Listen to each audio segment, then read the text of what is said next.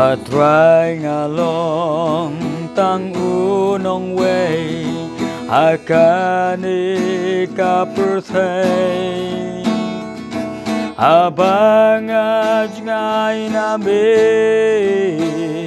ako din nga samarwe nalalipop persyayami bad bonsin nga bakla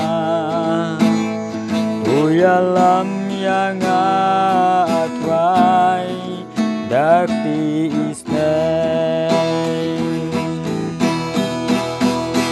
uyalam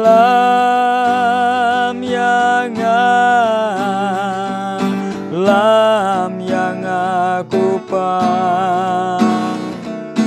dakaktis nay ya jengem jong atuda lam yang pedeng jingma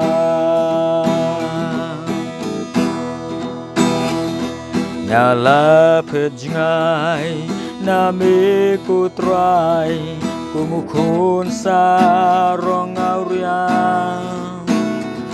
banwat kijing snobhan daki kam ki batala penban kilong tang jing syukur kibane tang syukur uyalam yang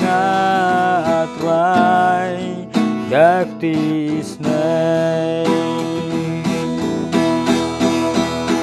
uyalam yang aku pa dakti snai ya jingem jong atuda lam yang pedeng jingma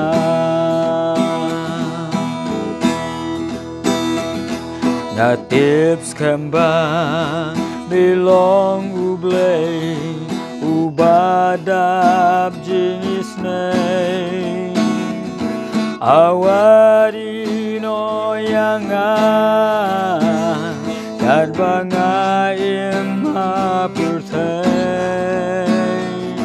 namla setiap banyeng marway apdeng kijing yale uyalam yang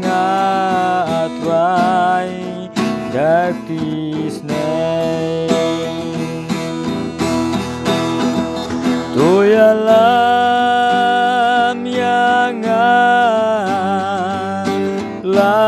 yang aku pa